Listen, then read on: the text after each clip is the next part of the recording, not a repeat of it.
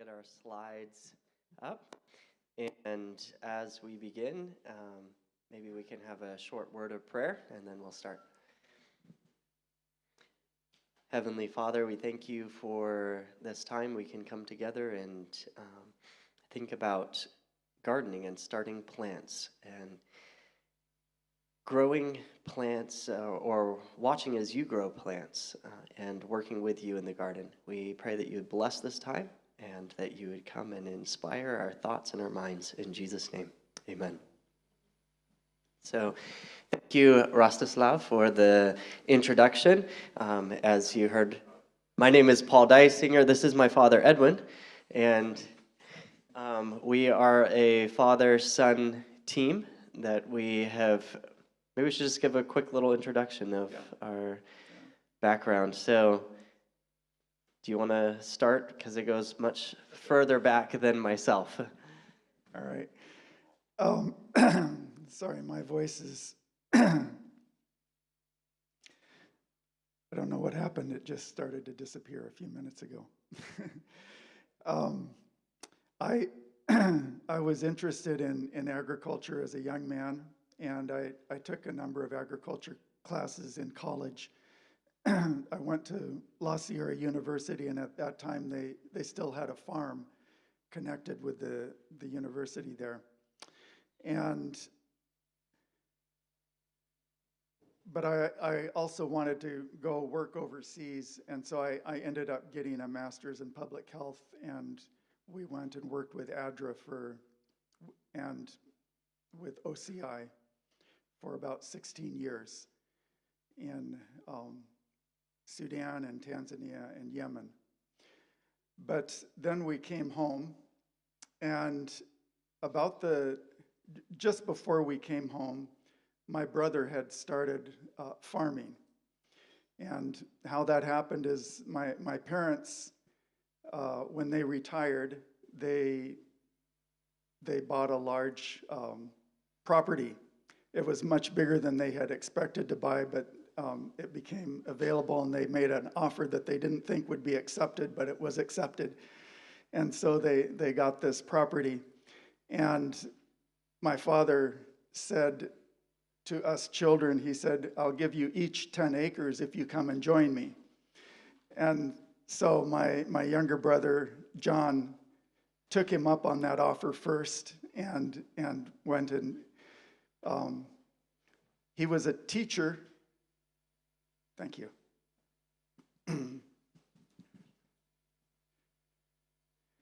He was a teacher, and he was teaching for 2 years, and then he was also looking at the land around him there, and he felt a burden to do something where he could be working with his children. And he was looking at the land, and he thought, well, I wonder if we can farm. And so he started. They had a very difficult time, but we had a big interest in following what they were doing.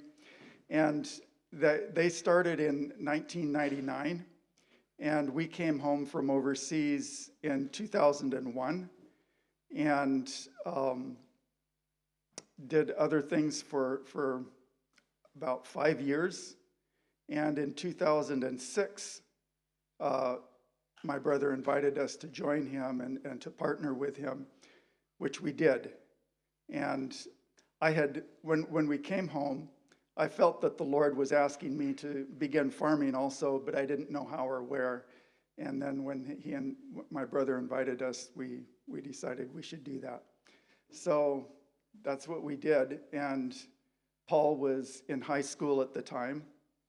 And on vacations, he was working with us. And then when he finished high school, he continued working with us for several years. And then he branched off and began his own.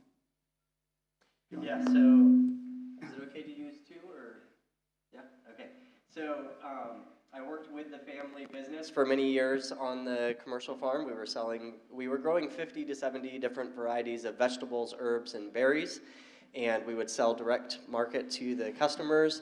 And then I started, like my dad said, teaching people how to grow their own food more on a home scale and on a homestead level online. So we did online classes. And then that has grown into now we develop garden and farm planning software to make it easier for people to plan and to manage their gardens as well. And I was able to convince my dad to come work with me full time. So we now are a team working together with that, and my Uncle John and his son are continuing with the commercial farm. So Yeah, that's so a little background to us. his son took my place on the farm, and But growing up, we had a garden everywhere we went, and my mom was the green thumb. We call it a green thumb in the U.S. Do you do the same thing here? Yeah. So it was my mom was the green thumb, and she would take plant starts and compost, and we would carry them on the airplanes everywhere we went. whenever we moved, we were taking There the was garden always with something. us. Yes. Yeah. There was one time where she put the plant starts inside a jar inside her backpack, and she got to the airport and then it had to go through the x-ray machine, but she didn't want to tell them that there was plant starts, so she let the backpack go down and all the water went out and it went through the x-ray machine. So we have stories like that from our family. But today, we're going to be talking about seed starting tricks, how to start seedlings that will thrive. Because when you start a plant, you want it to thrive, right? And we want to create that environment for it to thrive. So we're going to talk about two different ways of starting plants. Direct seeding, this is where you seed it directly into the garden, and it's going to grow up to maturity right there. You never move it. It just stays in that part of the garden. I think I did the wrong button. There we go. Transplanting, this is where you start a seed inside or in a more protected place, and then you will move it and transplant it out into the garden after it has grown a little ways to where it will grow all the way to maturity there. We will talk about soil blocks and what are soil blocks. This is one of the ways that we start our plants and then transplant them using soil blocks. We will give you our potting mix recipe, and I don't know how many of the things that we will share are easily available here, but I think probably most of them are. I'm pretty sure. So, yeah. And then we'll talk about the process of transplanting and how to do it successfully so those plants have the best chance at thriving. So let's begin with direct seeding. And is there a clock in here? Or I will just, that's okay, I'll put my, I think this session is supposed to end at around 11, right? 11:15. Okay, all right. 11:15. Okay, so direct seeding. The first part here is why would you direct seed? Maybe first of all, we should just say that it is our preference to transplant as much as possible. Mm-hmm. So we reserve direct seeding only for those things that it makes sense to direct seed. Otherwise, we transplant everything. Yeah. So yeah. But for some plants, it's not practical or economical to transplant them. And so we'll give you some examples here of those plants. Many of the tap-rooted crops, they have the long root, like your carrots, your parsnips.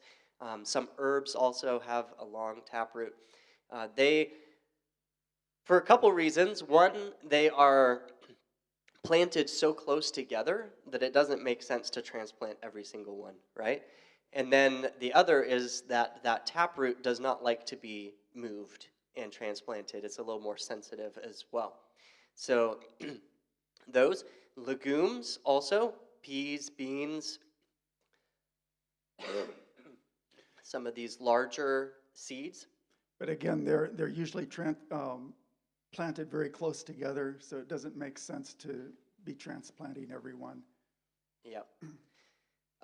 Fast-growing crops like radishes and spinach, although sometimes we transplant spinach as well.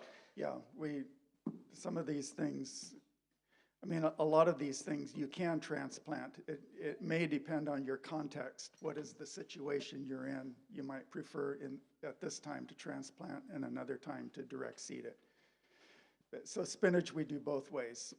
Radishes, we don't. We will always direct seed them because Yeah. there are a lot of them and they're close together. Yeah. And then herbs. There is one exception. Sometimes with not radishes, but with Hackeri turnips, we will put 4 seeds all together in one block, and then we'll transplant it out. And they grow close together, but they all grow out in a little bunch, and you can harvest it together all in one bunch. And that would be the same with spinach as well if we're transplanting it. Yeah. We'll put several together in a block. Yeah. All right. So let's talk about how do you direct seed and how do you do it successfully. So germination percentages for direct seeding are usually lower than what you find on the seed packet. So in the US at least, all of our seed packets, they have done a test already and they say what is the percent that will germinate from this seed packet. So I'm assuming it's something similar here.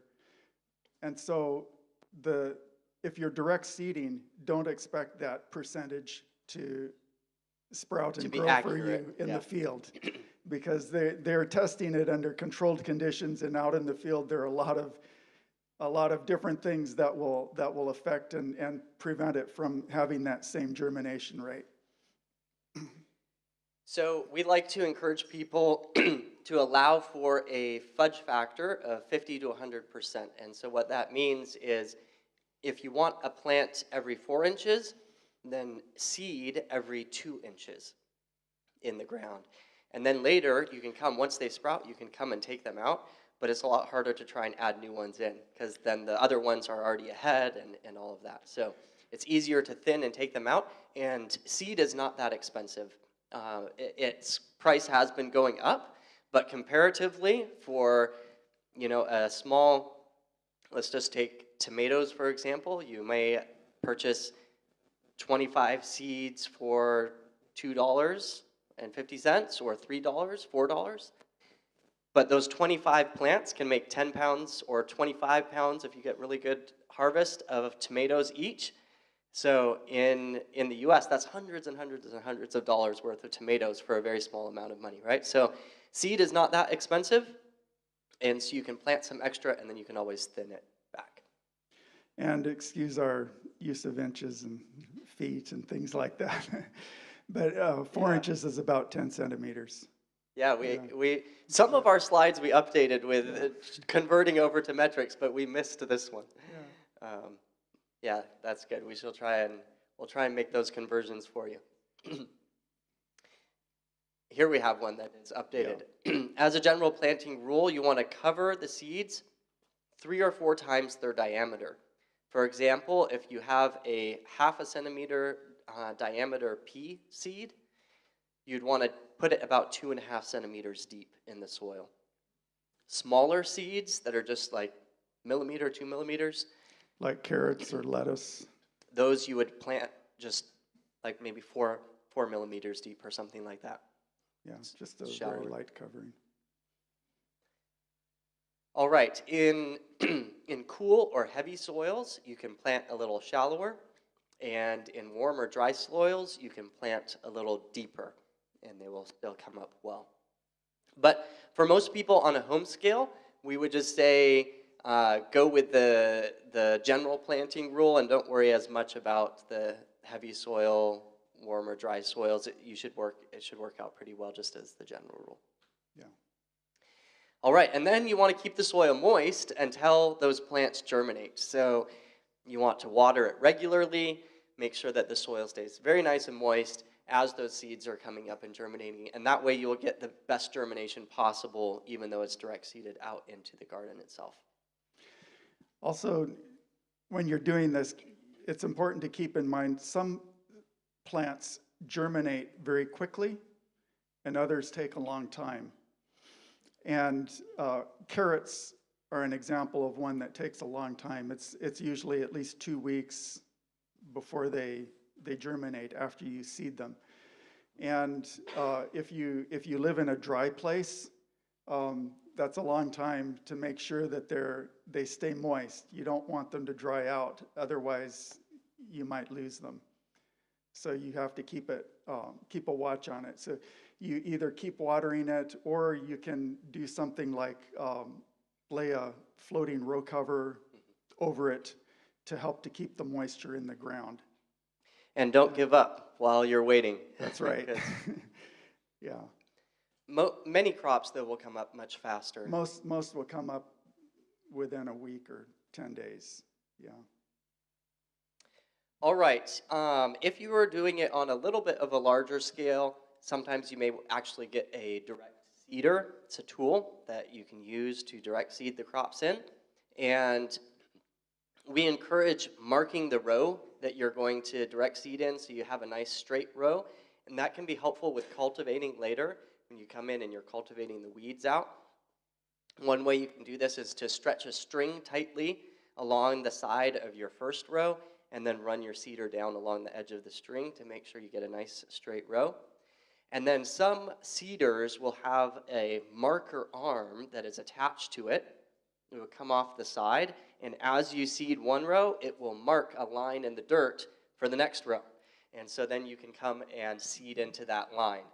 And that can be helpful just to get them evenly spaced across your bed.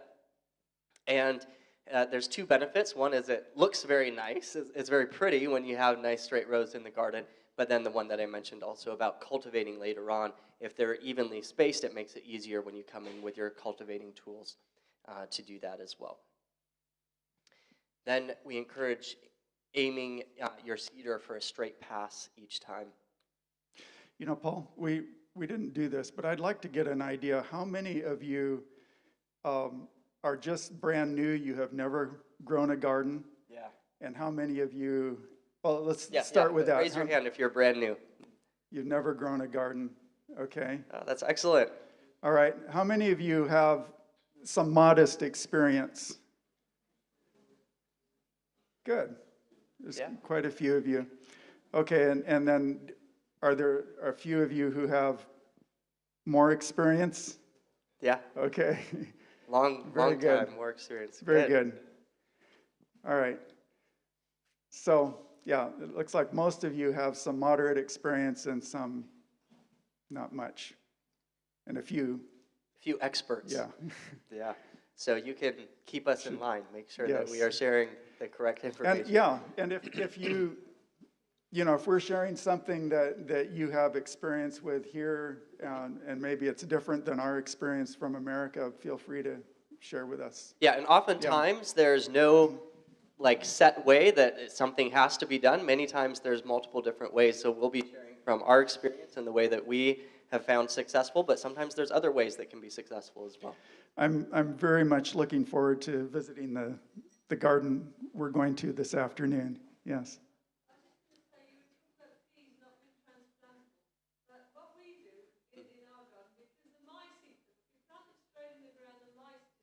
Okay. Yes, yeah.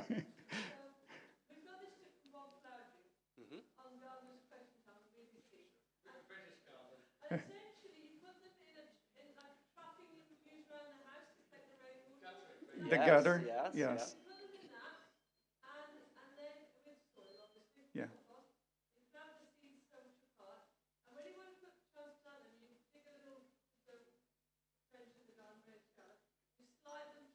Interesting. Yeah. Yeah. In the funny time we would have this guttering suspended from string about a chest height to try and stop the mice eating them.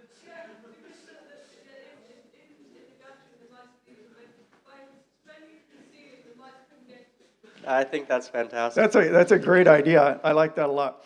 And I will say that the soil blocks that we're going to talk about they're kind of like that, so that a lot of things that don't like to be transplanted normally, if you grow them in a soil block, they do transplant successfully. But your gutter system is more efficient, I think, because instead of lots of soil blocks, you've just got one gutter that you're sliding into a trench. I think that's a really great idea. Yeah. Yeah. We do a similar thing in the US with corn. Normally, corn would be direct seeded out, but we have issues with the birds coming and eating it out. And so we will put them in a block and transplant the corn out as well. So there's definitely places for that type of, and I love the ingenuity of the gutter. I think that's really excellent.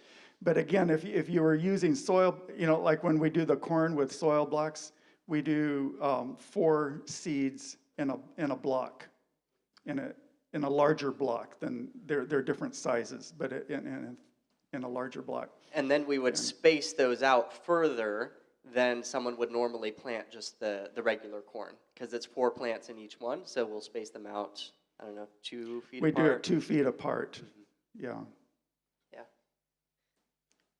All right. And then for larger areas, you can use an adjustable rolling marker or a marker rake to mark your rows. I'm trying to think if we have a picture in here. I'm not sure. But we will have a bed rake, and then here in Europe, do you all use the PEX pipe for water? It's the plastic piping that they'll run through the... That's flexible. Flexible, that they'll run through the walls. We will take short pieces of that and cut little short pieces that we put on the tines of the rake, so they come down further than just the tine of the rake. And then we can set them the distance apart that we want, and then we can mark a grid in our bed or rows in our bed, depending on how we're planting into it. And we can use it as a marker to mark our rows. So that's one way that we do it as well. All right, direct seeding by hand. Hand seeding is often used for larger seeds like legumes and corn, if you're going to direct seed the corn. Beans, peas, lots of those larger seeds. On a small scale, smaller seeds can be hand seeded as well. In our home gardens, we will hand seed our carrots, we'll hand seed our beets. They're smaller seeds, but we're not seeding large areas with them. And so it takes a little bit longer, but it's not too bad, and you can just sprinkle them out with your fingers. Or if you're very careful, you can take the seed packet and you can bend it into a V, and then you can just very carefully shake the seeds out. But you have to be very careful because they can dump all of them out, and then you're in trouble. All right. Anything else on direct seeding that we should talk about before transplanting? Fadia. We do. We do. Yeah. Many people would normally direct seed it. Yeah, because up north we struggle with the time we have because we experimented and the ones that were transplanted didn't get to fruition like the ones that were direct seeded. Really? Like they almost could have, because of where we're at, the frost came in too early. Interesting. But usually transplanting helps them be earlier. Did you start them earlier than the other ones? Or Maybe that would have fixed it if we had started earlier. But yeah. Yeah. Sometimes. We'll try it again. Yeah, because what you could do is you could try starting it before it's safe to plant out. Yes. And then once it's safe to plant it out. But it's true that even a transplant, when you plant it out, if you plant it out at the right time and it's in a soil block, it will pretty much root immediately and it doesn't have much of a bounce back time. But we'll talk about it with transplanting here. Sometimes it can experience some transplant shock that sets it back again. So it could take a little bit longer even to... I had a friend of ours who bought transplants from the store and then direct seeded the same crop, and I believe it was summer squash, I believe. And their direct seeded summer squash produced fruit faster than the transplant from the store. And it's probably because of that shock. You know, it comes in, oftentimes the roots are a little bound from being in the container at the store. It takes longer for it to bounce back and then get to actual fruiting. And so they found it was faster just to direct seed it, and yeah. The other thing that can happen is if your transplants are kept too long, you know, and because there's a time they need to go in the ground, and if they've been kept too long, that stunts them. and sets them back as well. So, yes. Because they are not tap rooted, is it better to direct seed them or to transplant them? Yeah, the question is about beets. I'll just repeat it for those who are on the live stream. Is it better to direct seed beets or to transplant them because they have the taproot? Yeah, and everyone says it's best to direct seed them, but we do a lot of transplanting for beets. Again, using the soil blocks and having several in the block. But yeah, it can work both ways. With the beets, if I remember right, sometimes it was easier to transplant them because of the soil being cooler. I'm trying to remember, in the spring versus the fall, we found it was easy. It was better to transplant instead of direct seed. But we've done both ways. Yeah. Yeah. Yeah. All right. So let's talk about transplanting here. Transplanting, what are some of the advantages of transplanting? Number one, transplanting is more reliable. It's more reliable to plant a plant out that is 4 weeks old. You're more likely to get a harvest off of it because it's already established. You have better plant care and cost efficiency. Can I just say about that first one? Yeah. You know, when you direct seed, you would like to have a nice stand of the crop, you know, an even stand. But with direct seeding, sometimes you accidentally get too many seeds in one place, especially if you're doing it by hand. And then also, as we said before, not everything germinates as well, and often you will have gaps in your stand of the crop. And so with transplanting, you know that every one that goes in the ground is most likely going to survive. You will lose a few of them, but not at the same level as you do when you direct seed. So you can maximize your space in the garden that way as well, because now you know that it's used the best possible way, basically. Yeah. You have an almost sure harvest, which is what we were just talking about. Cover crop productivity, this is where, how many of you are familiar with what a cover crop is? Okay, so a cover crop, or another term for it would be a green manure, is where you grow a crop, or you grow these plants, but they're not grown to harvest and eat yourself. They're grown just to add back into the soil. So it covers the ground. That's why it's called a cover crop. Covers the ground. You grow it up to where it's almost mature. You don't want to actually let it go to seed, but you can wait until it just flowers.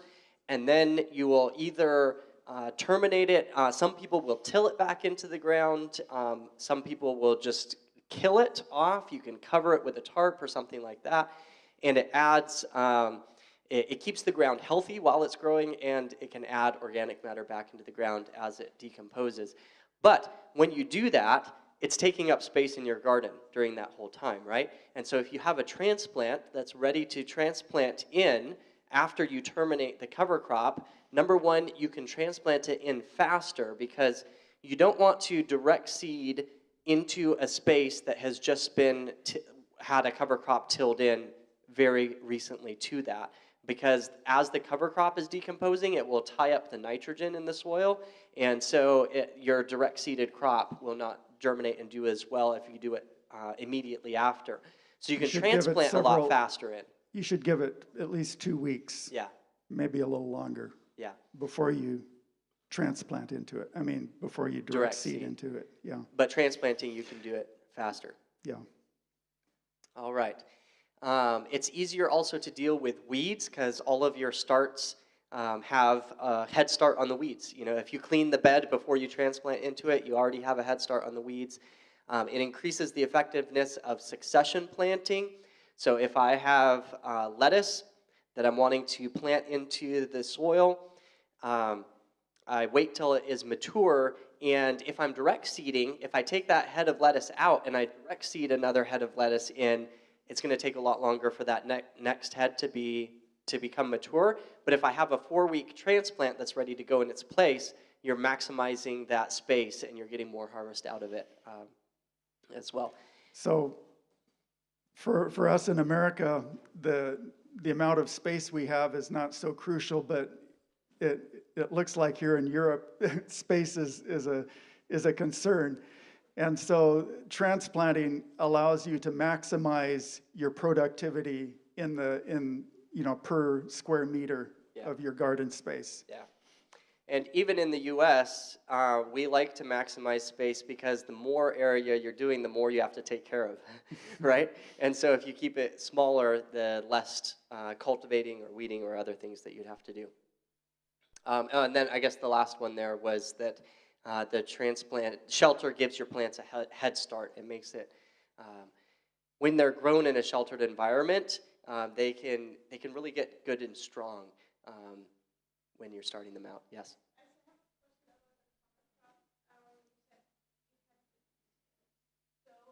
You use the cover crop until then you can sow after about 2 weeks. But if you have the transplant, you can put them in earlier. Yes. So how much earlier? Yeah. Like, can you directly put them in when you transplant? Or I have never done it, so I don't know. Yeah. I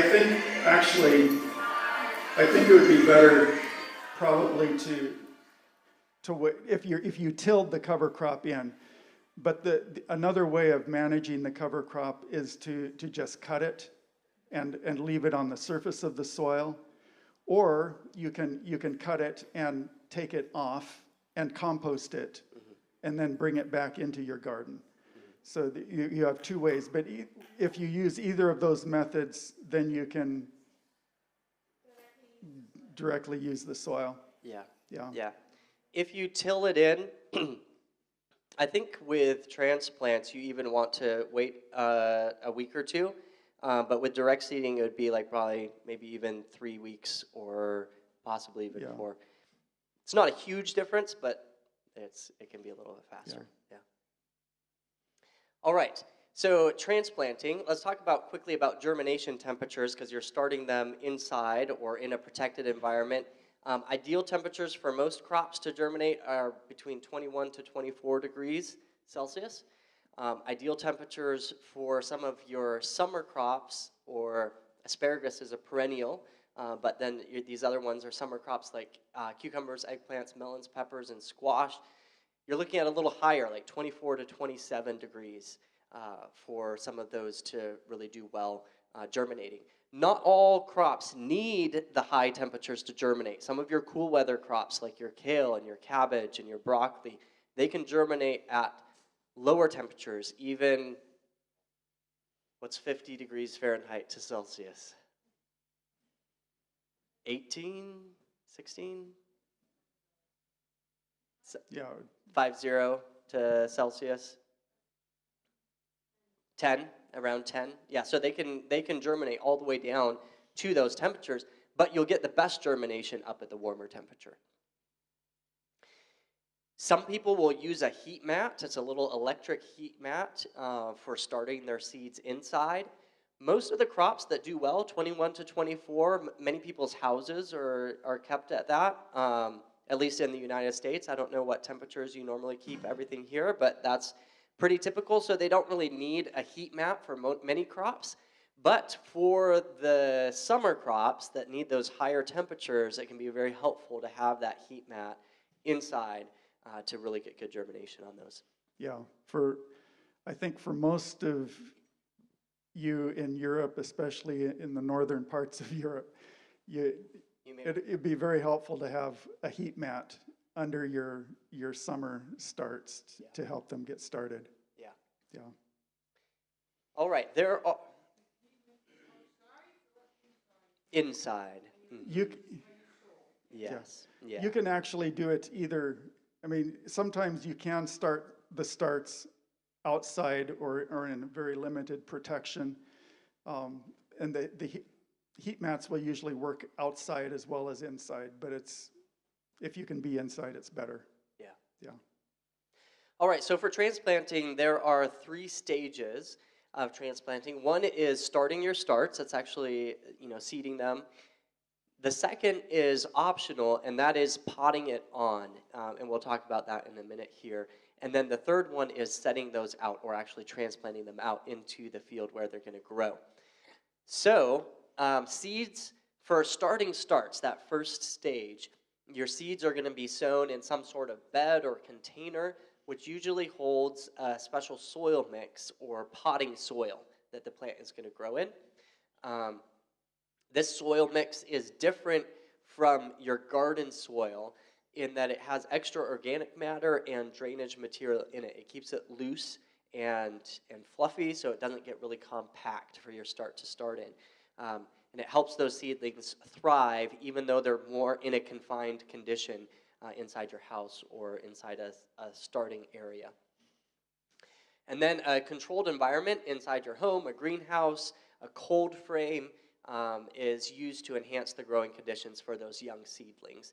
When you get down into the tropics, some people will start transplants out in the ground, and then they'll dig them up and move them. But here and in the U.S., most people would start them inside in some kind of container. Different types of containers to start seedlings in would be individual pots or plug-type trays with individual cells or soil blocks. And we prefer the soil block method for most of our seedlings. So we learned how to farm and garden from a man by the name of Elliot Coleman. We learned through his books, and he recommended the soil blocks. So we used soil blocks. But one day we had a professor, an agriculture professor from one of our nearby universities come and visit our farm. And when he saw us doing soil blocks, he said, "What are you doing this for?" He said, "That's crazy. Nobody does that commercially. There's a reason why they don't do it, because it doesn't work." And so we thought, okay, well, maybe we should try it out and just compare. So we tried using a plug tray. And we were taking the same seeds from the same packet, and we used the same soil mix. And we did some in the plug tray and some in soil blocks. And by the time we were ready to transplant, there was a very clear, visible difference in the size of the plants, the size and the health of the plants, and the soil blocks were much bigger and better. So that was convincing for us. We haven't gone back to plug trays. Yeah. And we'll share in a minute some of the advantages of the soil blocks. Potting on, that's that second step. This is where you transfer the seedling from its initial container to a larger container. This is only necessary when the crops are grown for a longer period before being actually set out in the garden. So sometimes people will pot them on, sometimes they won't. It depends on how quickly you can transplant that plant out into the garden. And usually the situation where you want to pot on is when you want to grow something, most typically a tomato, but maybe any other summer crop, peppers or squash or anything like that. So you start it in small blocks, and then you start it very early, maybe in January, and then you keep increasing the size as it gets bigger so that you have a very large plant that you can put out in your garden that's almost ready to start producing. Yeah. And then setting out, this is when you're planting the young plants in the field or the greenhouse where they're going to grow, and the more efficiently this is done, the more effective transplanting becomes. So let's talk quickly about what are soil blocks. And if I understand right, they actually originated here in Europe, didn't they? Yes. I mean, the soil blockers that we buy come from the UK. Yeah. And we just looked up, and there's a manufacturer in Belgium. Yeah. So you can get these soil blockers here as well. It may be more common here even than over in the U.S. I'm not. Yeah. No, it's not. Okay. Not more common. Okay. So You can get them, but they're not more common. So soil blocks, what it is it's a block made out of lightly compressed potting soil. And that block of soil serves both as the container and the growing medium for the plant to grow in. The blocks are pressed out by a form. You'll see the tool here in a minute. And it forms, as you press them out, it ends up forming an airspace between each block that serve as the walls between the block, as it were. And that definition was from Elliot Coleman. Some of the soil blocking advantages, when the seedling's roots reach that air gap between the blocks, they will, we call it air pruning, where the root actually stops growing for a time, and because it hits air. And so it says, oh, I need to stop growing for a little bit. Whereas in a plug tray, when it hits the plastic edge, it'll start circling, right? So when you pull it out from the store, you'll see the roots all circling around there. And we call it being root bound, because that plant the roots just kind of all go in and circle around, and it's not ready to grow out. When it air prunes, you transplant it into the soil, the roots are right there on the edge, and they're ready to just continue growing. Yeah, immediately. Seedling roots become well established in a soil block. They quickly take root when they're transplanted in the field as well, which is what we were saying. And actually, the roots quickly fill out the soil block and hold it together. So you may be wondering, like, it sounds pretty fragile, having a block of soil, but the plant's roots grow it quickly, fill up the block, and hold it together. And by the time you're transplanting it, oftentimes the block is pretty firm, being held together by the roots. You can gently toss it to someone. You can gently drop it on the ground, and it stays intact. Yeah, it's pretty amazing. Yeah. And then you don't have oftentimes you may have a plastic tray or something that you're putting them in, but you don't have the plastic plots and plug trays to deal with. And blocks can be made in various different sizes to meet your potting needs. So here are some of the sizes, and again, these are in inches. We probably should have converted them to centimeters.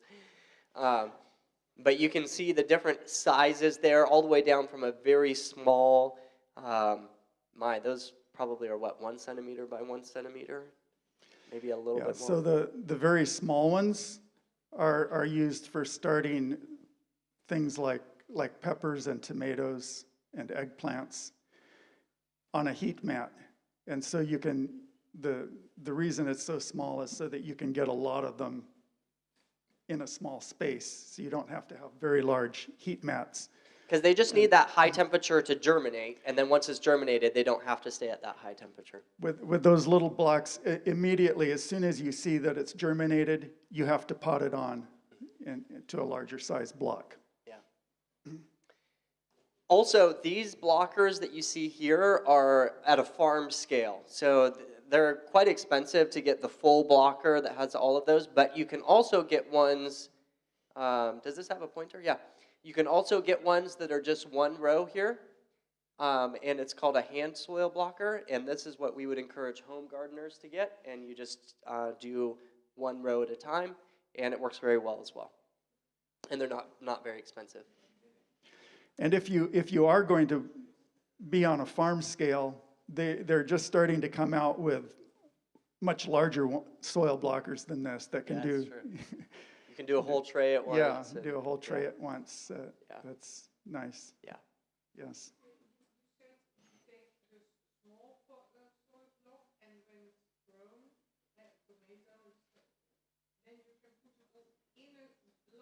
In a larger one. That's correct. And the blocks have, go back to the picture. You see the white things in that one? So those are little holes. That's for seeding. But you can take those white ones out and put another square one in. This one down here has a square one. Okay, yeah, that one. Right down here. And the little blocks will fit directly in that. Yeah. Yeah. All right, so let's, how many of you would like a potting mix recipe? This is a bonus little recipe that you can use for starting a potting mix. This is one that we used for many, many years on the farm. We would mix our own potting mix. Now, frankly, for many people, it's easiest to go purchase a potting mix from the store. But if you want to be more careful about what's in the potting mix, you can mix one up yourself as well. And so this is one that has worked very well for us. Again, we did not translate these into, what would we do it, liters here instead of gallons? Yeah. Yeah. So this will be your homework to go translate it. We would put, I will use this on the farm, we would do a full mix, and that would do like 12 trays. So you don't need that much for a home scale. So we divided it in half and a quarter. I'll use the half here, so we do about 3 gallons of peat moss. About 24 liters. 24 liters, 24 liters of compost. Sorry, 12 liters. Sorry, Yeah, 12 liters. Yeah. 24 would be at the full level. Yeah. So 12 liters of compost. Then coarse perlite, or you could also use vermiculite. Those are those little white specks, granules that you'll see inside a potting mix, and it helps with both water retention and drainage in the potting mix. And then 1 cup of a fertilizer mix. Also, an alternative to peat moss is you can use coconut coir. So you go to the store and you may see coconut coir. You can use that instead of the peat moss. What's that?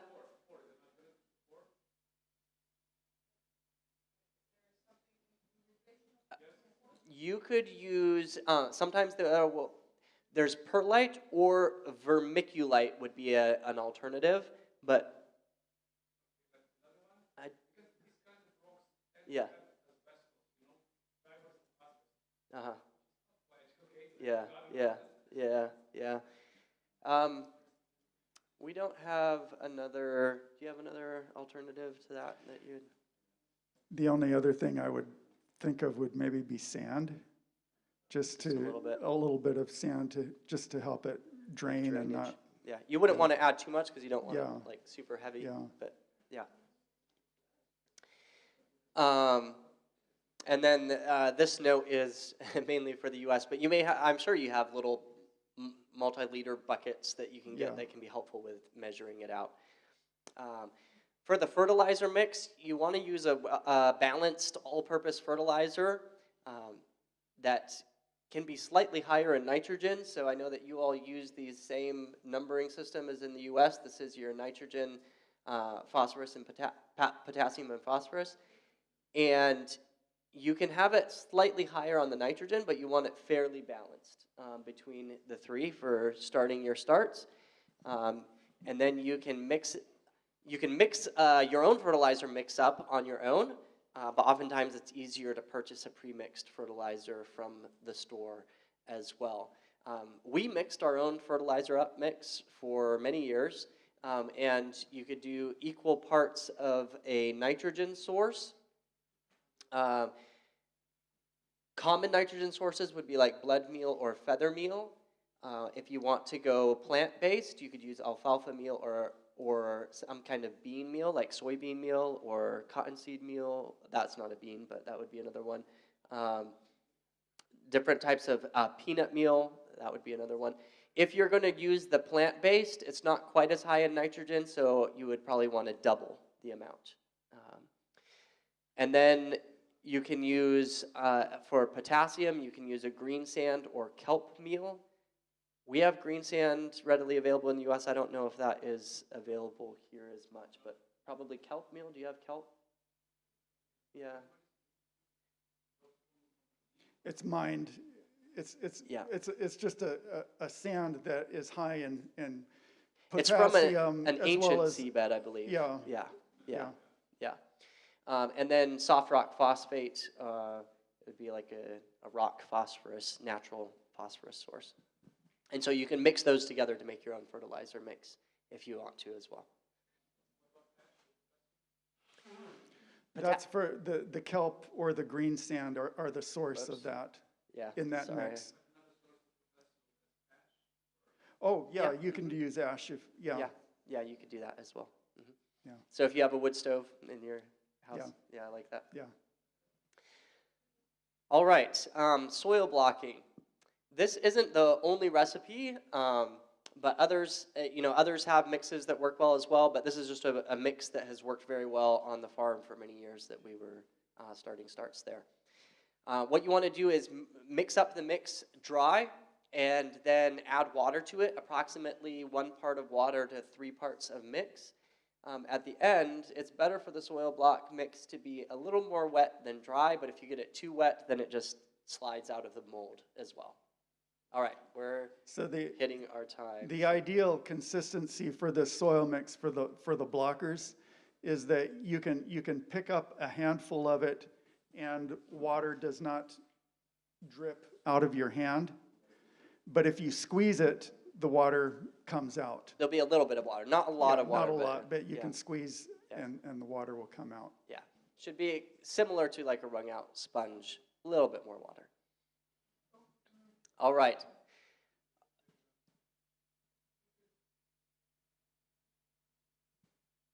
I'll let you take a picture quickly. Yeah, there we go. We can also maybe make these available for people, for you to download. Maybe we can set up a link. All right, we need to go quickly because our time is up already. So using a soil blocker, you will want to push down quickly with a twisting motion into the blocking mix, scrape off any excess from the bottom, and then you push the blocks out. You eject them into a tray or a flat. And then you can rinse the blocker in water between each use, and that just keeps it nice and clean as you're blocking them. Transplanting successfully. Okay, we can talk about this very quickly. Hardening off is when you prepare the plant to be transplanted out. It's gradually exposing they've been in a shelter, but then you want to make them so that they're a little bit stronger to transplant out. We have a very simple process of doing this. On day 1, we place it outside in the middle of the afternoon and leave it overnight until mid-morning the next day. Then the next day, we'll bring it inside over the middle of the day, and then we'll take it back out and transplant it out that evening. So it gets a little bit of exposure to the outside. So we're helping the plant get used to the UV light from outside because it's different from under plastic. And then if it's early in the season, you might be helping it adjust to the temperatures as well. Yeah, and the winds blowing on the plant and that as well. You want to water your plants well, both before and after you transplant them. So you water your starts, make sure they're very moist, transplant them, and then after you put them in the soil, you want to water it again, just helps them establish well. And when you're transplanting them in, you want to be careful to avoid disturbing the roots a lot. Although, frankly, many of these plants are very hardy, and you can, like my dad said, you can even just kind of drop them onto the soil where you're going to plant them, and they'll do well. You do want to be careful to dig a hole, transplant it in, and cover up the top of the soil block with soil. Otherwise, the block can dry out very quickly. So make sure that it's covered with soil all the way down in the soil. We talked about spacing with the bed marker rake earlier. That's also a great way to space out your transplants. And that is the end of this session. So this is a link. We'll be sharing about seed time later on, but we have the Garden Farm Planner software that I was telling you about earlier. This is just a QR code where you can get a free account to help plan your garden as well. So an extra resource there for you. I don't think we have much time for questions now because I think we need to allow space for people to go to the other sessions you may want to attend as well. Rostislav, is it at 11:30 the next session, or? Oh, it's supposed to start immediately now. Okay, all right. So we'll have a short break and then we'll continue.